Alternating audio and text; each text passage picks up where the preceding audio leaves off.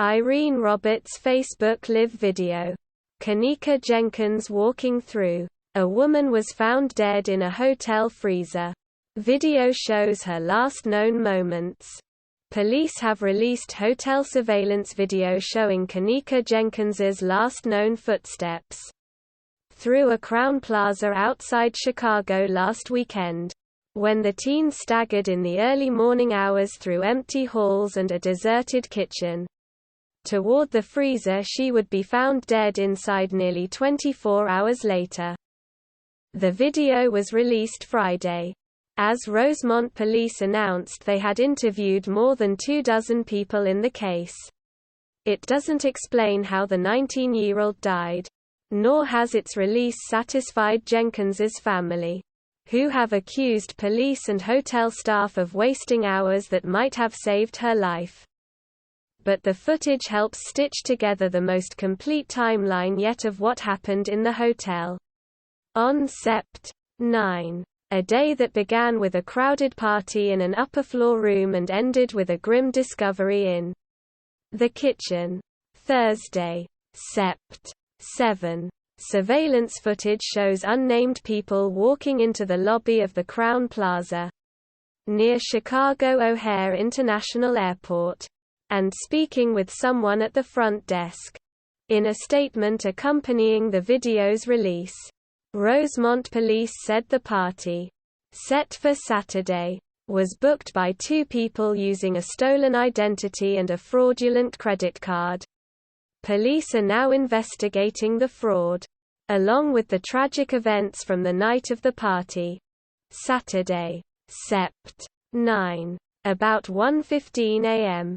In a blue jacket and tailor-ripped jeans, Jenkins walks single file with three other women through what surveillance footage labels as the hotel's entry hall, apparently on their way to a party on a floor above.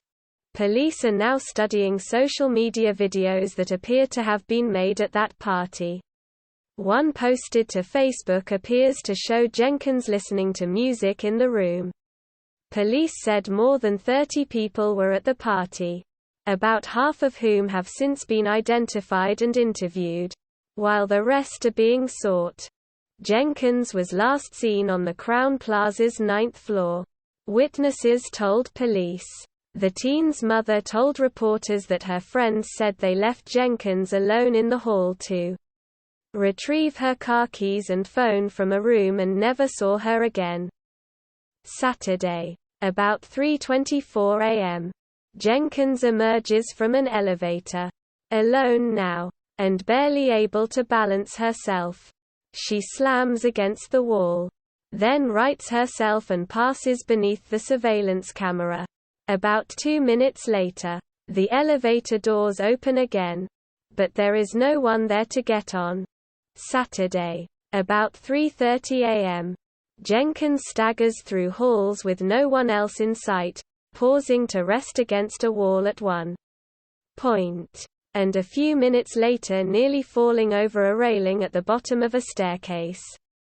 She looks to be lost, wandering down a hall only to reappear on the camera a minute later, going into a room, then coming back out, and finally returning the way she came. Saturday. 3:32 a.m. Walking a little more steadily than she had in the hallways, Jenkins makes her way into an empty kitchen, all stainless steel and reddish tile. She passes a metal counter and makes her way around an industrial sink. She sways a bit to the right, then to the left, and then finally walks out of the frame for the last time. Jenkins's mother, Teresa Martin, would later tell reporters that her daughter ended up in a vacant part of the hotel, although the walk-in freezer in that area was functioning. The rest of Saturday morning, Martin got a call about 4 a.m. and learned that her daughter's friends couldn't find her. According to the Chicago Tribune, she phoned 911 later that morning to report Jenkins missing. The newspaper reported after listening to audio from the call, she said she was worried because her daughter, who had a light tolerance for alcohol, had evidently been drinking. 1 cup is too much for her. And that the teen wasn't the type to disappear. Martin asked if police would look at surveillance footage, according to the Tribune, but the dispatcher told her that would take time. What I would recommend is just go home. Relax a little bit. Give it some time, the dispatcher said. The Tribune reported, she very well still could be in the room. She could just be passed out. You know how it is. You're drinking the night before. You know what I mean.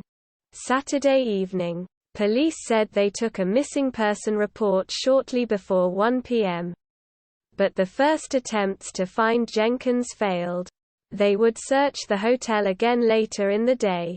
After seeing the surveillance footage described above, staff at the Crowne Plaza searched the floor of the party and public areas early in the afternoon. According to the Tribune, by 6 p.m., Jenkins's family were knocking on guests' doors and searching for witnesses. And police returned to the hotel shortly afterward. Cameras recorded someone entering the vacant kitchen about 8:30 p.m. The newspaper reported, but the person just looked around and left. It wasn't until 12:30 a.m. Sunday. The Tribune wrote that someone went back to the kitchen, inspected the corner where Jenkins last appeared in the video, then left and returned with a police officer. Sunday and beyond. First one. Then several officers rushed into the kitchen early Sunday morning. Police said detectives escorted Martin in, where she confirmed that the dead woman in the freezer was her daughter. About an hour before sunrise, the Tribune reported, surveillance cameras recorded a body bag leaving the kitchen. Rosemont police said they have interviewed more than 24 people in the days since, and recreated the scene of Jenkins's death in a computer, and sent Facebook videos from the party off to a lab for enhancement. We are aggressively working with the Chicago Police Department and others to locate any individuals who were inside the hotel room that evening, the department wrote in a statement. Additionally, we are still following up on the over 500 tips and leads coming in. The case has inspired countless amateur sleuths to pore over what evidence has been made public, with speculative theories that the death was no accident. At a news conference on Friday, Martin and the family's lawyers blamed authorities for ignoring the mother's early pleas for help. I also want to know what happened, Martin said. According to the Tribune, I want to see it all. I want to see her actually walking into this freezer and closing herself within this freezer and freezing to death.